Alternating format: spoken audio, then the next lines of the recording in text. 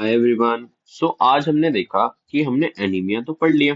अब उसका क्या करेंगे? हम उसका ट्रीटमेंट करेंगे, क्योंकि बिना ट्रीटमेंट के तो कोई फायदा नहीं है। ठीक है। अब हम ट्रीटमेंट कर रहे हैं, इसकी है तीन मोडालिटी।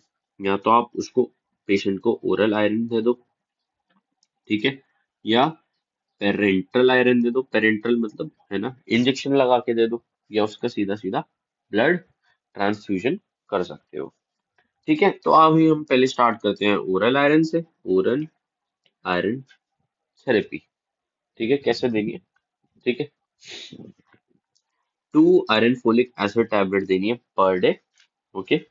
और मान लो इसको चेक करना है, तो चेक कैसे करोगे ना? पैरामीटर कौन कौन से होंगे चेक करने के लिए? सी, पहले वीक में, है ना, आप देखोगे आपने टैबलेट चालू करी, मगर हीमोग्लोबिन इंक्रीज नहीं होगा, क्योंकि पहले स्टोर्स भरते हैं तो हीमोग्लोबिन लेवल इंक्रीज करेगा, सिंपल सी बात है। मगर कौन से 0.7 ग्राम पर डेसीलीटर पर वीक, है ना, आफ्टर थर्ड वीक, क्योंकि पहले स्टोर्स भरे गए और फिर आपका हीमोग्लोबिन इंक्रीज हुआ। तो इस वजह से आफ्टर 1 मंथ, मान लो आज आपने डे 0 से स्टार्ट करी, 0 डे, और आफ्टर 1 मंथ आप बुलाते हो पेशेंट को और चेक करते हो, मान लो पहले 10 था तो अब 11 हो जाएगा। ठीक है, एक तो ये हो गया।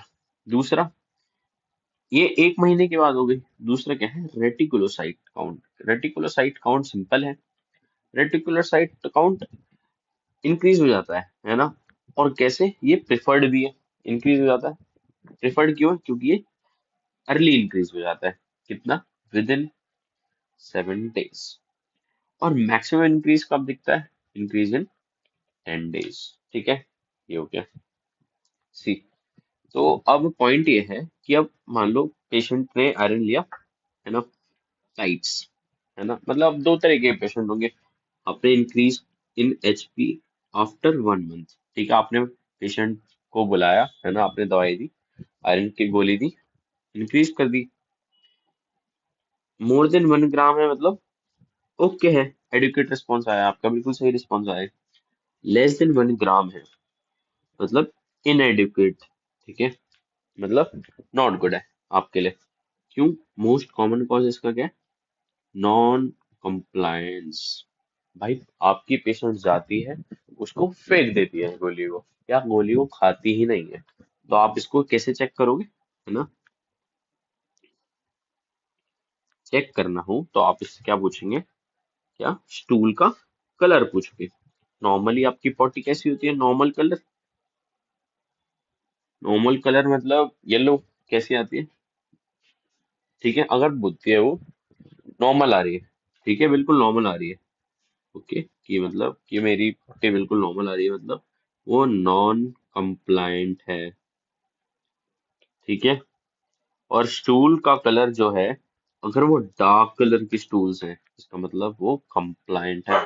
कि मेरी भाई, ये मेरी पॉटी तो ब्लैक आती है, ठीक है, डार्क कलर की आती है, बट दिक्कत ये है कि फिर भी मेरे को आयरन आयरन इंक्रीज नहीं हुआ। ओके, तो इसका मतलब वो उस आयरन को लेके सेंसिटिव है ना। तो अब हम दो ऑल्टरनेट, उसके लिए ऑल्टरनेटिव ट्रीटमेंट ढूंढते हैं। ऑल्टरनेटिव ट्रीटमेंट क्या क्या? अगर पेशेंट अफोर्ड कर पा रही है, कि अगर वो अफोर्डेबल पेशेंट है, तो उसको महंगा वाला आयरन चालू करेंगे। जैसे एक होता है हमारा फेरस सल्फेट, जो सरकारी गोली में आते हैं रेड पिल की फॉर्म में, उसको ferrous fumarate, F F ferrous fumarate पे शिफ्ट कर देंगे। ठीक है, और अगर पेशेंट अफोर्ड नहीं कर पा रही, तो उसको हम देंगे कौन सा? पेरेंटल आयरन, मतलब उसको आयरन के इंजेक्शन लगा देंगे हम। ठीक है।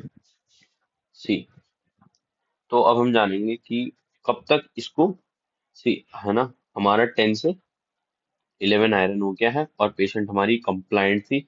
आप इसको कब तक दोगे? आप इसको क्या दे रहे थे? 2 आयरन फोलिक एसिड टैबलेट दे रहे थे। कब तक दोगे? टिल 11 ग्राम। जब तक उसका 11 नहीं पहुंच जाता हीमोग्लोबिन, आप तब तक देंगे। और मेंटेनेंस डोज कब दोगे? मेंटेनेंस डोज अब आपने स्टोर्स भर दिए है ना, आयरन को नॉर्मल लेवल पे पहुंचा दिया, मेंटेनेंस डोज के लिए आप 1 ग्राम पर DL, तो ओके, पॉइंट ये है ना, ठीक है, 1 ग्राम, मतलब sorry, 1 tablet per day, one one tablet per day, ठीक है। तो आप ये करेंगे, और ये कब तक इसको दोगे? थ्रू आउट प्रेगनेंसी दोगे, plus 180 days post delivery, delivery के बाद तक आप उसको आयरन दोगे ही दोगे,